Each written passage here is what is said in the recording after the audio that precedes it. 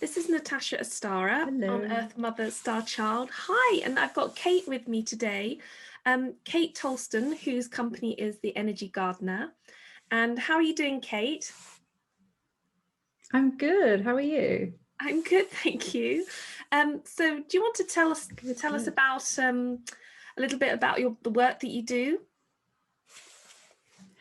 Yeah, sure. Okay. So, as you said, my business is called The Energy Gardener, which was a name that just came to me in the shower when I was trying to really put some parameters around what I wanted to do in my healing work. And it's kind of grown over the years into what it is today. And that is the business that it is today is really helping empaths and sensitives to move through what they feel blocked by in their past, or in their mentally blocked, emotionally blocked, physically blocked, so that they can actually be who they are born to be. And in my view, that the empaths and the sensitives of the world are the light workers of this world. Yeah, absolutely. Thank you for that. So this is where I think we really connect and resonate, because one of my messages is that I really want empaths to thrive in their lives, in the work, in their relationships, because I think that empaths have had a bit of a hard time, because it's really hard being Yeah. sensitive in quite a harsh world. Yeah. So do you kind of classify yourself as an empath? Yeah, for sure. And it took me so long to really start figuring this out. I remember having, I think, my first kind of light bulb moment around it was when I started to hear about indigo and crystal children. And I started to recognize myself in some of those descriptions. And that was quite a few years ago. But I didn't really know what to do with that. It was kind of like, okay, I've always felt different. And that kind of gives me some kind of an inkling around validating that I've always felt different. Um, but because I was carrying so much weight in myself, I mean, I have physical illness and a lot of difficult things from my childhood that I hadn't managed to move through myself. I just didn't know what to do with that information, really. I didn't know what that meant. I didn't have people around me that could help me see that my differences were a gift and for a purpose. And so I had to kind of really find my own way to a large extent in that journey. And it's something now we have language around in the recent years, the word empath and learning more about highly sensitive people as a label, but also as an opportunity to heal what needs to be healed, and boundary what needs to be boundary, and leave behind what needs to be left behind. That's all something that's really come to for anybody that's not really had that supportive background of people who've walked this journey before. It's something that's only really come up fairly recently in the last 2 decades, really, isn't it? Well, the last decade in particular. Yeah, absolutely. I Yeah. mean, you look like you're a bit younger than me, but I'm 43, and I was definitely, an indigo, and I didn't realize maybe the language when I was in my late teens, because I was hearing a lot through healers and reading books on, indigo children. I think Doreen Virtue, who did a lot of angel work, she also brought in the idea of indigo children and crystal children into people's consciousness. But I definitely have that feeling of feeling quite isolated because there wasn't the language to even talk about it, really. It was like I knew I had all these feelings, I knew I was very sensitive, but somehow that was classed as wrong or bad, or like the rhetoric that I went through personally was, oh, if you have any feelings, you suppress them as much as possible and put on a smile, put on lots of makeup, put on a smile and pretend that you don't have any and get on with it. Yeah. And that has really been the kind of journey of my life, like really trying to understand, well, what is the gift of sensitivity? What is the value in it? You know, do we actually want a world where there's no feelings? Because as you probably know, those feelings, when you suppress them, they don't go away. They cause No, all sorts of absolutely not. havoc, don't they? So it's just so lovely to meet another kind of kindred spirit that's kind of talking the same language as me. So I'm really interested in your work, Kate. So if someone kind of came to you and they booked an appointment, like what would they be doing with you? Okay, so it took me a while to really settle on the tool that worked for me. So I started off doing a lot of energy healing work, very hands-off energy healing work. And that really didn't work for me because when I was doing my Reiki training, when I started as a Reiki practitioner, I was getting when I was giving Reiki treatments, I was getting visions and downloads of what was lying underneath the problem that the client had. I was actually getting flashes of things that had happened in their life. And, if you've done Reiki training, you're not supposed to say any of that. You just, you give the treatment and let them go. That just didn't vibe with me because I was like, well, they're going to keep coming back with the same problem unless they understand. You've got to understand why you have a problem for you to kind of, bring it to light and move it. You know, So I was doing a lot of research so around right. this. Sorry, I've just got to butt Yeah, in. absolutely. So right. I had 20 years of doing acupuncture, and I would be seeing these visions or past life or this life or things coming up, and it was really hard to communicate that to people who weren't up for it, who weren't able to comprehend this idea that they had a past life and it may be stuck in their energy system and causing an issue. So it's really, I can totally relate to that. Yeah, so it was one session when I actually I did tell the person what I was seeing, and she had this big light bulb moment, and it sorted the issue for her because she joined the dots, and I just thought, this isn't enough for me. So I was on my own journey of healing at the same time. I had fibromyalgia, chronic fatigue for more than a decade, more into a decade and a half. So I was very much on my own journey with this, and that's when I actually came across the tool. I was actually trying to backwards engineer my healing journey of eliminating fibromyalgia from my body, and I was trying to work out how I could put that into a group program so I could help. When you've done something like that, I was a photographer at the time, that was what I was doing for a living, and it was just like, photography doesn't mean anything. I've just managed to eliminate this illness from my body after all these years. I can't not tell everybody I know how to do the same because this has just worked for me. So it was in this process of trying to kind of engineer how I could teach this and pass it on that I came across the right tool for me, which was the rapid transformational therapy, the RTT, which it was basically what I was trying to reverse engineer. Somebody had already done it but better, and managed to bring all of that into a single session. And so I went and trained. I went and met Marissa Peer, who has brought this method to the wide audience that it is today. And after meeting her, it was right. And I trained in that method. And they, as an organization, they're very keen on sharing the science behind it, but it's energy healing. It is very, very powerful energy healing.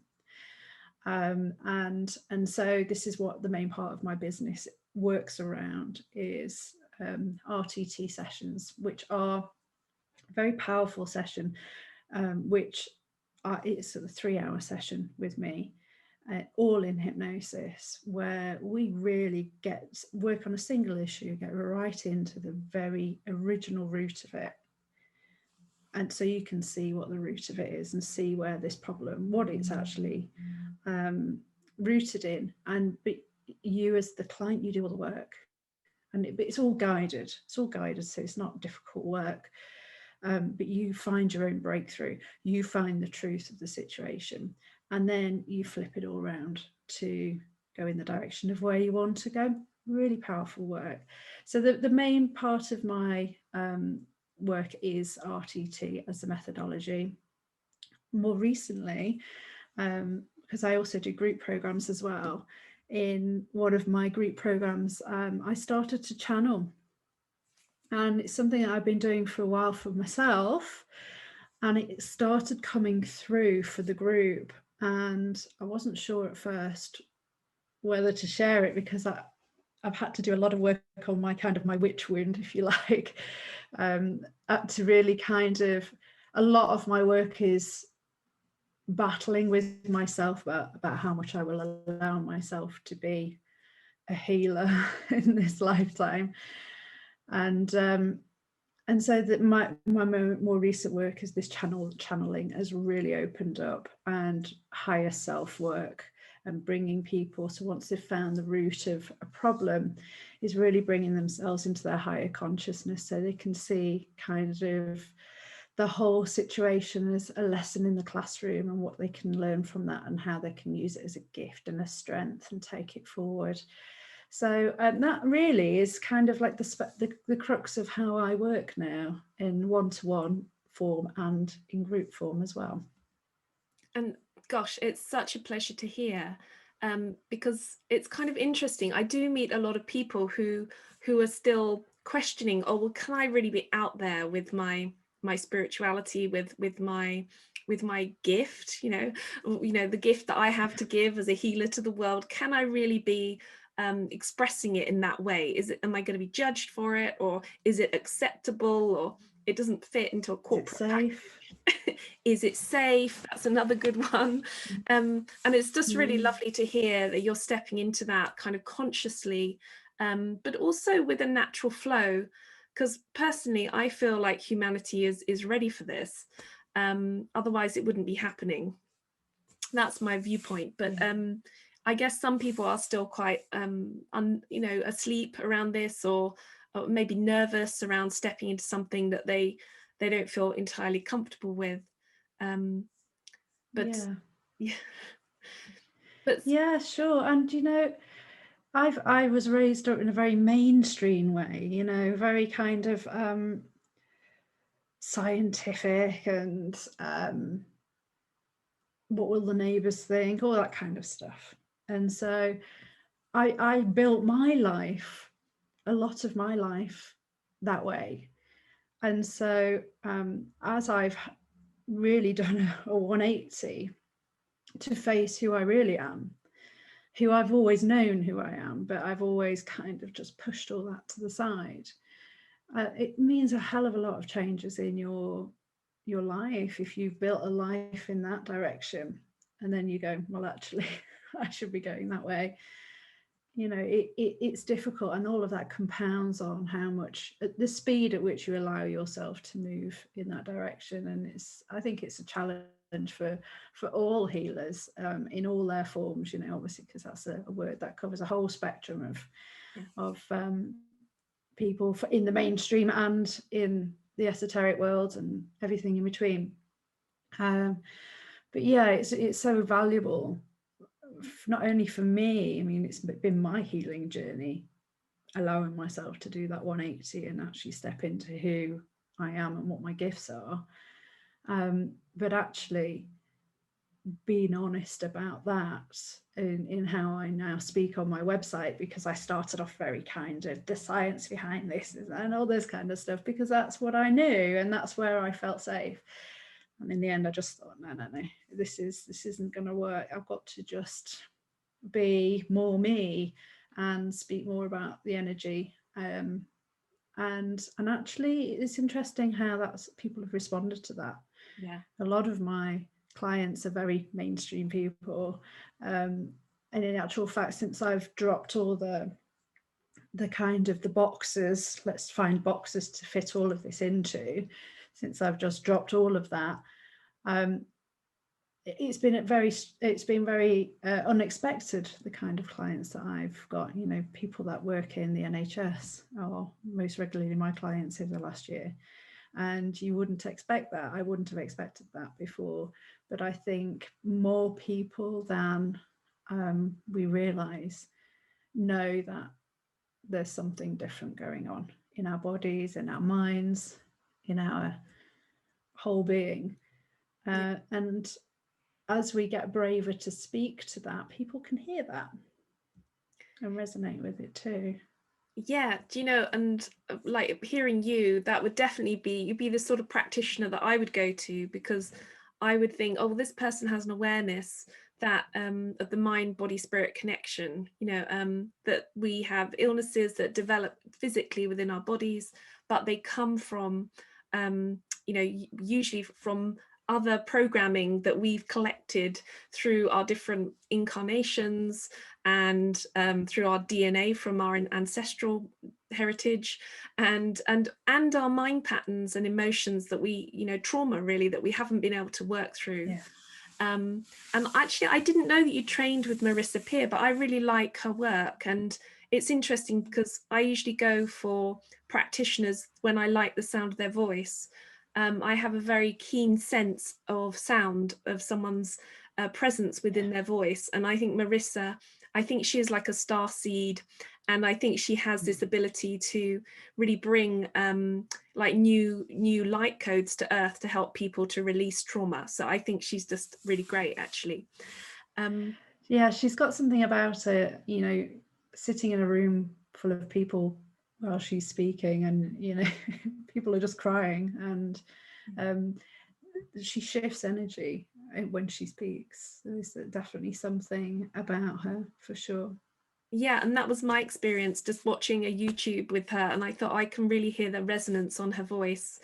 And interestingly, when you're talking, I can hear the resonance on your voice of quite a different star system, but it brings with it this kind of healing crystalline energy that helps people to become whole, which is beautiful. So this is a question I didn't ask you at the beginning, but have you always known that you have like a sort of energy gift? Or, I mean, how would you cast yourself as an intuitive healer, a psychic, a clairvoyant? Where would you put yourself in these words? Goodness, I struggle with names and labels. I'm so glad that the name Energy Gardener came to me in the shower, because it would have been something that I probably procrastinated over for a decade otherwise. I don't know really. I work with a lot of angelic energy, and I have lots of remembrances from here, but also from not from here. When I was a child, I had lots of magical experiences, and I never told anybody. In fact, you're probably one of the only people that, obviously not now because we're on a podcast, but here we go. Yeah, I had lots of magical experiences as a child, and I knew innately that others around me were not having anything remotely close to this experience of life.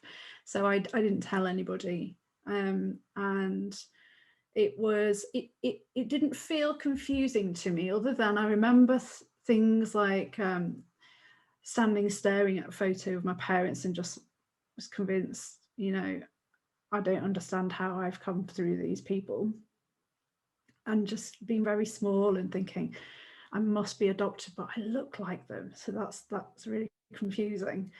There was a very weird thing when I was a child, who I've never told this to anybody, where I was convinced I could fly. And I just felt really confused as to why people would like used cars and walked when you could just fly there. It was just really confusing. I very nearly jumped down the stairs when I was, gosh, I would have been really small, probably 5, 6, because I just thought, I'm just going to prove it that we can do this. I was just so convinced that we could fly.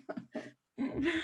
Well, Do you know that I my remember daughter, seeing my daughter who's now 10, went through the same thing, and I knew she was calling forward like this kind of past life, and she would jump off so many things, and she just couldn't work out how she couldn't fly. And this was like pre-verbal, but I could see it happening in front of me and thinking, wow, this is really unusual. My second daughter didn't do this, but I know it's a thing, you know, yeah. I found the world really confusing. It was I mean, even like in regressions that I've done, I've come back to being really small, very, very small baby, and I had a sense of what was going on and that I was different, and also that the world wasn't necessarily going to get me. And that, I think that was the hardest thing really growing up, because I knew I was different, and I struggled to find people that were like me, very much so. Even just kind of like the childhood games I would play would be picking flowers and herbs and making lotions and potions out of them. That's what I remember doing as a kid. And just like really drawn to essential oils and very, very sensory, and bringing animals in the house constantly, and animals with my friends and that kind of stuff, which probably drove everybody mad. I always remember seeing ghosts, playing with them as if they were just normal people, which is something that I switched off when I was about 13, 14, after a scary incident with 2 ghosts, which frightened me, and I literally just switched it off like that. But yeah, it's kind of, I remember I was much older when I started to find those kindred spirits, and they were who we called back then, I don't hear anybody using this term anymore, white witches. So yeah, I don't hear that word, that phrase anymore. But I've heard it in the past, but not for a long time. Yeah. And these people, that women, there's been like this resurgence of reclaiming the word witch as the wise woman, and so I think people are less keen on this black-white thing. And once you really get into goddess worship, which is what kind of witches are about, on most witches anyway, you actually begin to see goddess embraces both light and dark. That's what makes it very different from Christianity, about embracing the wholeness, rather than separating it and making one good, one bad. In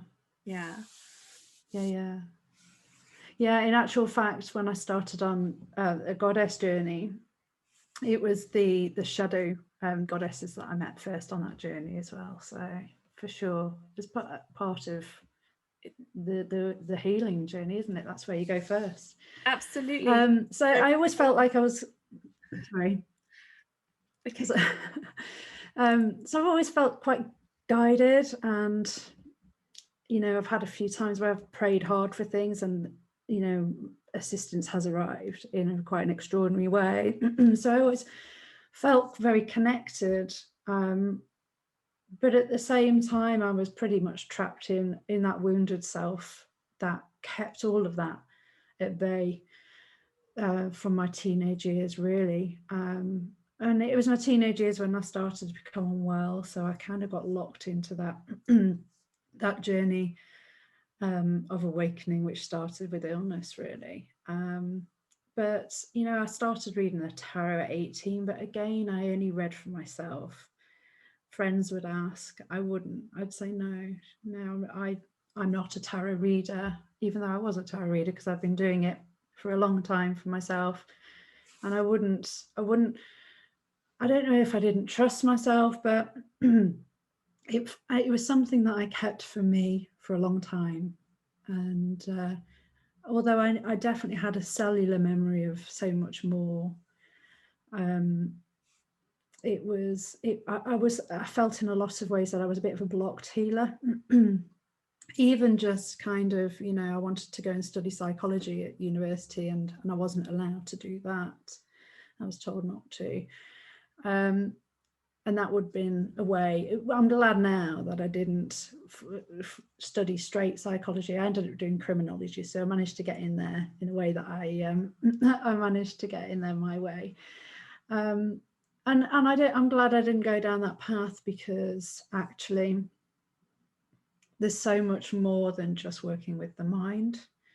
It's really important to work with the mind, but it's, if you allow yourself to box yourself in that the mind is an organ that works in a very patterned way, yes it does, but you're missing so much more, aren't you, if you allow. So I'm really glad that didn't happen, actually.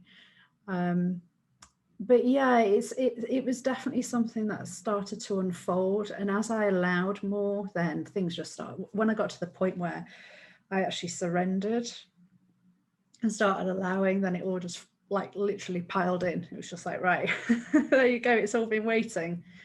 So it was a really fast journey in the end when I started allowing it.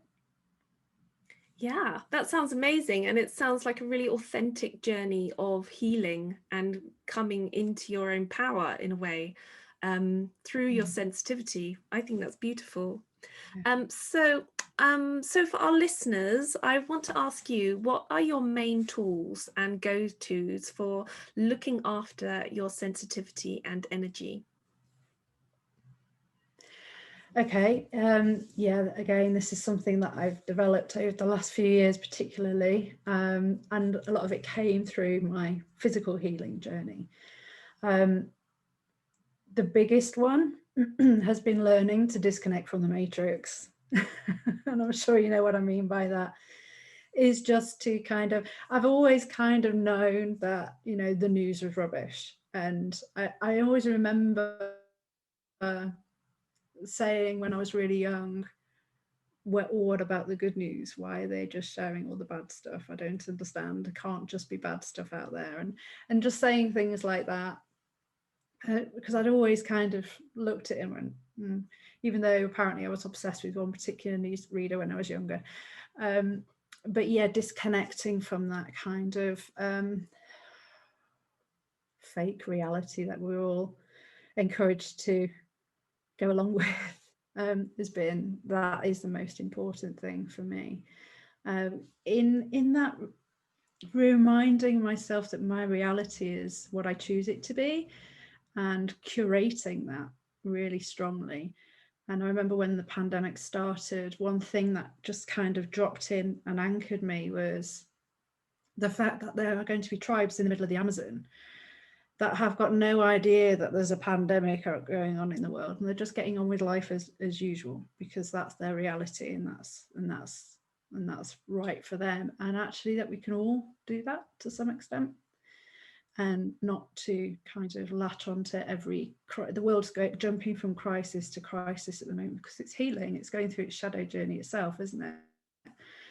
And we're not designed, our limbic system, our energy system's not designed to process everything that's happening in the world. We're supposed to be dealing with what's in our community, in our tribe.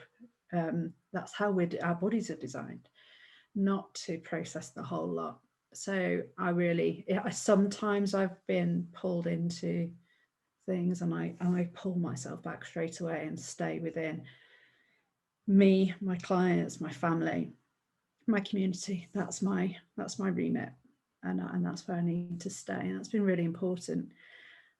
Along with my healing journey, my circles got really tight, and I found new friends, new people who were more like me, because a lot of the old people think I've lost the plot a bit. That's okay. They might find the plot at some point. So my circle got really tight, and I'm happy with that, because my circle was a bit too wide. I was sharing my energy, you know, with anybody who wanted to come and feast on it, really. I had lots of narcissists around, which is very common for empaths, until you learn to stop that. Walking with my dog is my best daily medicine. So after a session with a client, we go walking through the fields, through the trees, listen to the birds. Every weekend, walking up in the Peak District is my favourite, but alongside a river somewhere quiet, that's just soul medicine for me. Again, part of my healing journey was really being conscious about what I put in my body. And so that was really clean input. So trying to go organic where I can, cutting out all toxins from being on my body, in my body, and clearing that. I've got an infrared sauna, which was a huge part of my healing journey, of just detoxing all the stuff that we're absorbing from everywhere. Music's really important to me, channeling and listening to channels that I trust really helps me stay balanced and centered. And more than anything as well is just the fact that I've learned to trust myself first, and to really trust that inner voice. And that's a two-way thing for me. It's not only trusting that inner voice, but it's the exchange for that part of me is that I have to be authentic and live my truth, and like do me, if you know what I mean. And I'm getting braver at doing that. There are parts of me that I'm still not really allowing out there into my work, or not even into my work, into my being, but I'm getting there. I think it's all a journey of unfolding, isn't it? Like the petals unfolding on a flower. So, Kate, it's been so wonderful listening to you. What words of wisdom do you have for our listeners to take away with them today? I think more than anything, it's about learning to trust that inner voice that you have, and learning to listen to it, learning to distinguish that inner voice, which is always loving and supportive, from the inner critic. And the inner critic is actually the programmed voice that's coming from somewhere else. And that inner voice that is guiding you is always loving, always supportive, and always wanting to guide you to your highest good, to your highest self. And it's there for all of us. And I think if we can all learn to listen to that, to trust it, then that's when everything opens up. Because once that part of you knows that it's being heard, you'll start to become really guided. And that's when, you know, your outer world, as you know, it's all a reflection of your inner world. Once you start to really trust yourself and to listen to yourself and take action upon what that part of you that knows you deeply, and is your highest aspect, what it wants for you, things can just change so quickly and so dramatically for your life. And there's no need to fear any of that, because it's all for you. It's all ultimately, I think a lot of people fear change. They fear quick change, they fear drastic change, because so many of us associate that with loss. And so we have fear around that.